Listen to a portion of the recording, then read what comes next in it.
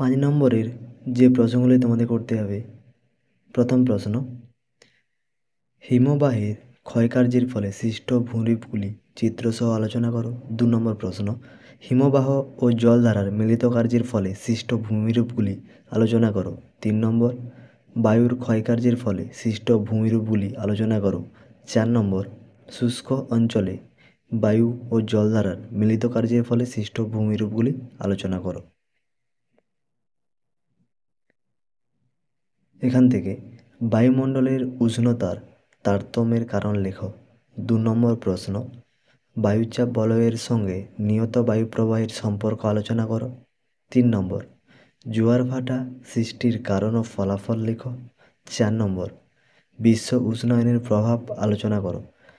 প্রত্যেকটা পেজ থেকে 4টি করে প্রশ্ন দেওয়া আছে, পার পেজ থেকে 1টি করে কমন পাবেই।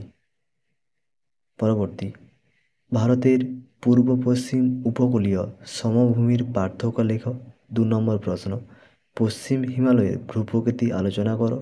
3 নম্বর, ভারতের জলবায়ু নিয়ন্ত্রক সম্পর্কে যা জানো লেখো।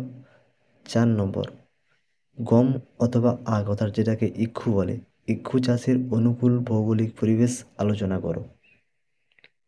প্রশ্নগুলিকে তোমরা ভালোভাবে দেখে যাও। পরবর্তী পেজ, পূর্ব ও মধ্য ভারতে লৌহ ইস্পাত শিল্প গড়ে ওঠার কারণ। 2 নম্বর প্রশ্ন, ভারতের তথ্য প্রযুক্তির শিল্প গড়ে ওঠার কারণগুলি লেখো।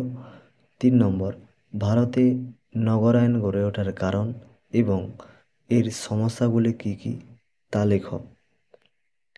প্রশ্নগুলি খুবই গুরুত্বপূর্ণ, আশা করছি এখান থেকে তোমরা শিওর কমন পাবে।